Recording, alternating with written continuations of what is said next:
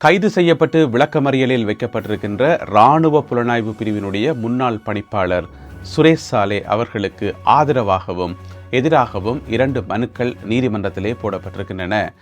முதல்ல எதிராக மனு போட்டவர் யாருன்னு பார்த்தீங்கன்னு சொன்னால் பேராயர் மல்கம் ரஞ்சித் அவர்கள். அதாவது உங்களுக்கு தெரியும், சுரேஷ் சாலே ஏற்கனவே மேன்முறையீட்டு நீதிமன்றத்தில் ஒரு மனு ஒன்று போட்டு வச்சுக்கார். என்ன மனுன்னு சொன்னால், இந்த மாதிரி என்ன கைது செய்தது பிழை, என்ன எதுக்கு கைது செய்த நீங்கள், எனக்கு ஈசர் குண்டு தாக்குதலுக்கும் ஒரு சம்பந்தம் இல்லை என்று சொல்லி ஒரு மனு ஒன்று போட்டிருந்தவர். அப்போ மேல் நீதிமன்றம் அதை விசாரிக்கவே இல்லை, அதை தொடர்ந்து ஒத்தி வச்சு கொண்டே இருக்குது. ஏன்னு சொன்னால் நீதிபதிகளுக்கும் ஒரு மனச்சாட்சி இருக்குன்னு தானே. சுரேஷ் சாலே தனக்கும் ஈசர் குண்டு தாக்குதலுக்கும் சம்பந்தம் இல்லைன்னு சொன்னால் யாராவது நம்புவீனமா? சின்ன குழந்தை கூட நம்பாது. அப்போ நீதிமன்றம் என்ன செய்யுதுன்னு சொன்னால் அதை ஒத்தி வச்சு கொண்டு இன்னுமே விசாரிக்கலை.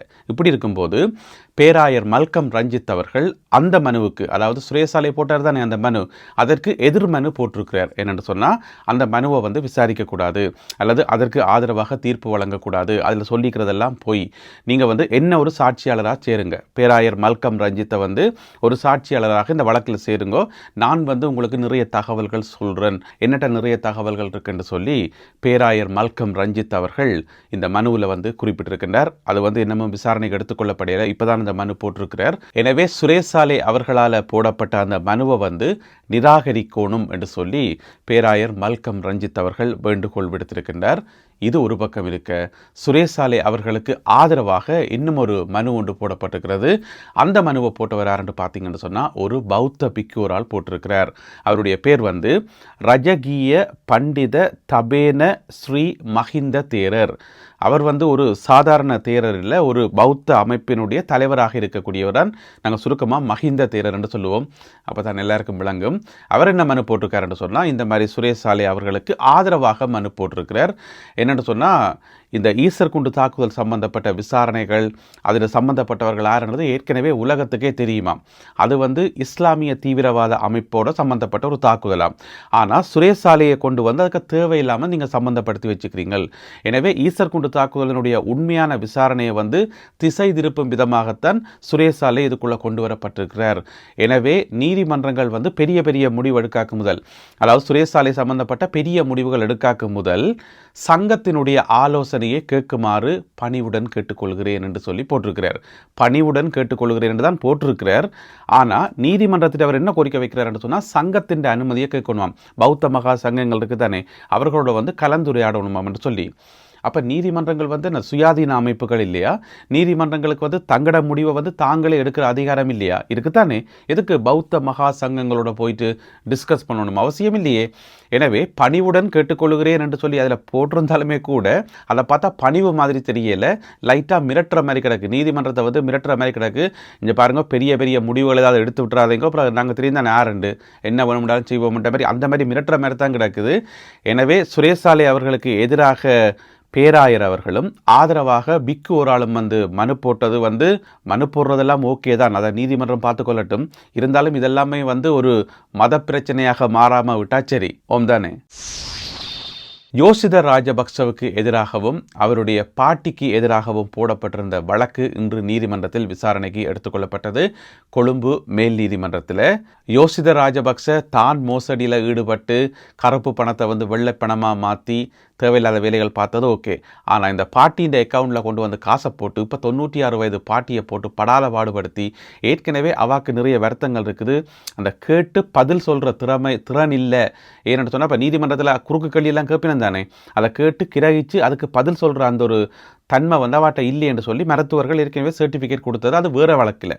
ஆனால் ஒரு வழக்கா 2 வழக்கா பல வழக்குகள் போட்டதால் இன்றைக்கு இந்த வழக்குக்கு அவாவை நீதிமன்றத்துக்கு கூட்டிக் கொண்டு வர வேண்டியதாக போயிட்டுது. 96 வயசில் அவாக்கு நடக்கவே இல்லாது 2 பக்கமும் 2 பெண்கள் கைத்தாங்களாக பிடிச்சி கூட்டிக் கொண்டு வந்தது நீதிமன்றத்துக்கு.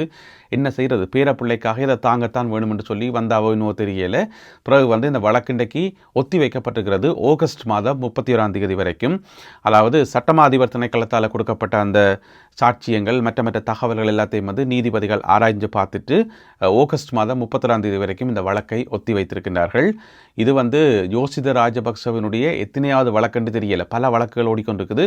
எல்லாமே இந்த நிதி தூய்மையாக்கல் வழக்கு தான். அதாவது கருப்பு பணத்தை வெள்ளை பணமாக மாற்றினார் என்று சொல்லி இதை விட அங்கால தாஜுதீன் கொலை வழக்கண்டு இன்னும் ஒரு வழக்கம் இருக்குது. அதுவும் மிக விரைவில் விசாரணைக்கு வரும் என்று சொல்லி எதிர்பார்க்கப்படுகிறது. அதில் பாட்டி வரமாட்டா, அம்மா வருவா. ஜோசித ராஜபக்சவினுடைய தாயார் ஷிராந்தி ராஜபக்ச அந்த வழக்குக்கு வருவான்னு சொல்லி எதிர்பார்க்கப்படுகிறது. ஏனென்று சொன்னால் அவாக்கும் அதில் ஒரு விதமான சம்பந்தம் இருக்குன்னு சொல்லி. எனவே நல்ல விஷயம், வழக்குகள் தொடர்ந்து நடக்கட்டும். அம்பாறை மாவட்டம் மருதமுனை நகரத்தில் இன்றைக்கு ஒரு துயரமான விபத்து ஒன்று பதிவாகி ஒரு இளம் குடும்பத் தலைவரும் அரச உத்தியோகத்தருமாகிய ஒருவர் பலியாகி இருக்கின்றார். விபத்தில் சிக்கி, அதாவது அவர் மோட்டார் பைக்கில் போய் கொண்டு வந்துருக்கிறார். எதிர்பக்கம் பார்த்தீங்கன்னு சொன்னால் கதிர்காமம் நோக்கி ஒரு பஸ் ஒன்று வந்திருக்குது. அந்த பஸ் மருதமுனை பிரதான வீதியால் கதிர்காமம் நோக்கி போய் கொண்டு வந்த பஸ்ஸாம். அப்போ அந்த பஸ்ஸும் இந்த மோட்டார் சைக்கிளும் நேருக்கு நேராக மோதி அந்த உத்தியோகத்தர் அந்த இடத்திலே பலியாகி இருக்கின்றார். யாரில் பிழை என்ன ஏதென்று தெரியல. அவருடைய பேர் ஜெயராமன் ஜெகதீஸ்வரன் என்று சொல்லப்படுகிறது. களுவாஞ்சிக்குடி பிரதேச செயலகத்தில் பணிபுரிகின்ற ஒரு அரச ஊழியர் என அறிவிக்கப்பட்டுள்ளது. அடுத்ததாக ஒரு அதிர்ச்சியூட்டும் செய்தி என்று சொல்லலாம். என்னென்று சொன்னால், இலங்கையில் 25 மாவட்டங்களிலும் இருக்கக்கூடிய தனியார் மருத்துவமனைகள் இருக்குத்தானே. இந்த தனியார் மருத்துவமனைகள் எல்லா மருத்துவமனைகள்லையும் ஒரே நேரத்தில் ரெய்ட் செய்யப்பட்டதாம். அதாவது சோதனை நடவடிக்கை செய்யப்பட்டதாம். ஆறால் என்று பார்த்தீங்கன்னு சொன்னால் CAA இருக்கணும் தானே, நுகர்வோர் அதிகார சபை என்று சொல்லி. அப்போ அவை என்ன சிரிக்கணும்னு சொன்னால், ஒரே நேரத்தில் தங்களுடைய எல்லா ஸ்டாஃபையும் ஒருங்கிணைச்சு ஒரே நேரத்தில் 25 மாவட்டங்களையும் அதிரடி சோதனைகள் நடத்தியிருக்கிறார்கள் தனியார் மருத்துவமனைகளில். ஏன்னு சொன்னால் தனியார் மருத்துவமனைகள் ஒழுங்காக இயங்குதா, அங்கே சிகிச்சைகள் எல்லாம் ஒழுங்காக இருக்கா, மருந்துகள் எல்லாம் சரியான எக்ஸ்பயரி டேட்டோடு இருக்காண்டெல்லாம் பார்க்கத்தானே வேணும். அப்போ அப்படி பார்த்ததில் மொத்தம் 52 சோதனைகள் நடத்தப்பட்டதாம் ஒரே நேரத்தில். அதில் பார்த்தீங்கன்னு சொன்னால் பல அதிர்ச்சியூட்டும் விஷயங்கள் கண்டுபிடிக்கப்பட்டிருக்காம்.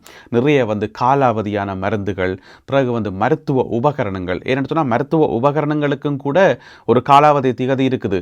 சில உபகரணங்கள் ஒருக்காத்தான் பாவிக்கலாம். ஒரு நோயாளிக்கு ஒருக்காத்தான் பாவிக்கக்கூடிய விஷயங்கள் எல்லாம் இருக்கும். ஒருக்கா பாவிச்சுட்டு தூக்கி பின்னுக்க போட்டுருவோம், அதை திரும்ப பாவிக்கக்கூடாதுன்னு சொல்லி. எனவே அந்த மாதிரியான பொருட்கள் கண்டுபிடிக்கப்பட்டிருக்காம். திகதி முடிஞ்சும் அல்லது இந்த மாதிரி ரிப்பீட்டடாக பாவித்த பொருட்கள் என்று சொல்லி. அதை விட டை சொல்யூஷன் என்று சொல்லி அதை ஏதோ தேவைக்கு பயன்படுத்துகிற போராடக்கு அந்த மாதிரியான பொருட்கள். மற்றது டெங்கு கிட்ஸ் என்று சொல்லி, அதாவது டெங்கு நோய் இருக்கான்னு செக் பண்ணுற அந்த மருத்துவ உபகரண தொகுதி என்று சொல்லலாம்.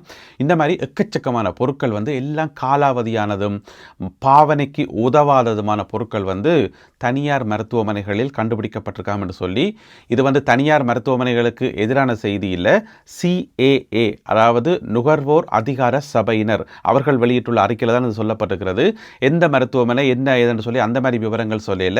இருந்தாலும் அடையாளம் காணப்பட்டிருக்கிற ஒரு சில மருத்துவமனைகளுக்கு எதிராக சட்ட நடவடிக்கை எடுக்கப்படும், நீதிமன்றங்களூடாக சட்ட நடவடிக்கை எடுக்கப்படும் என்று சொல்லி கூட இவர்களுடைய அறிக்கையில் சொல்லப்பட்டிருக்கிறது. எனவே இது ஒரு அதிர்ச்சியான விஷயமா இருக்குது. அரசாங்க மருத்துவமனையில் சிகிச்சை செலவில் சரியில்லாமல் இருக்கும் என்று போட்டு நிறைய காசை அள்ளி கொடுத்து தனியார் மருத்துவமனைக்கு போகிறது, தனியார் மருத்துவமனைகளுக்கு போகிறது. ஏன்னு சொன்னால் அட்லீஸ்ட் சிரிச்ச முகத்தோடையாவது கதைப்பினம், நோயாளர்களை கொஞ்சம் பக்குவமாக பணிவாக பாப்பினம்ண்டாவது அதுக்காவது போகிறது.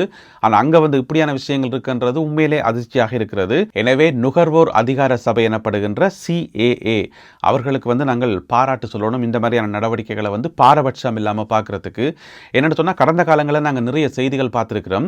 இந்த CAA ஆக்கள் போயிட்டு இந்த தண்ணி போத்தல் இருக்குது தானே, அதை ஒரு 30 ரூபா விலை கூட்டி விற்றதுக்காக, அதாவது 100 ரூபாய்க்கு விற்க வேண்டியதை 130 ரூபாய்க்கு விற்றார்கள் என்று சொல்லி 5 லட்சம் ரூபா ஃபைன், 8 லட்சம் ரூபா ஃபைன் என்று சொல்லி நிறைய நீதிமன்றங்களில் நிறைய வர்த்தகர்களுக்கு எதிராக ஃபைன் அடிக்கப்பட்டது.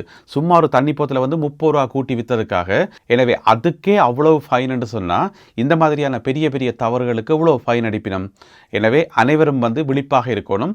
தனியார் மருத்துவமனைகளை வச்சுக்கிறார்கள் தயவு செய்து இந்த பழைய குப்பையில தூக்கி கொண்டே குப்பையில் கொட்டி போட்டு புதுசாக வாங்கி வையுங்கோ. காசு வாங்குறீங்க தானே, நல்ல வருமானம் வருது தானே. அப்போ புதுசாக நல்ல மருந்துகளையும் நல்ல உபகரணங்களையும் வாங்கி வையுங்கோ, தேவையில்லாமல் ஃபைன் கட்டாமல். டெங்கு நோயாளர்கள் சம்பந்தமாக புதிய புள்ளி விவரங்கள் வெளியாகி இருக்கின்றன. இறுதியாக வெளிவந்த புள்ளி விவரங்களின் அடிப்படையில் 72,000 பேர் வரையில் இப்பொழுது தொற்றாளர்கள் அடையாளம் காணப்பட்டிருக்கின்றார்கள். சரியான தொகை 72,439 பேர். வழக்கம் போல கம்பஹா மாவட்டம் இலங்கையில் முதலிடத்திலையும் அதிகளவு டெங்கு தொற்றாளர்கள் என்கிற அடிப்படையில் முதலிடத்திலையும், முல்லைத்தீவு மாவட்டம் கடைசி இடத்திலும் இருக்கிறது.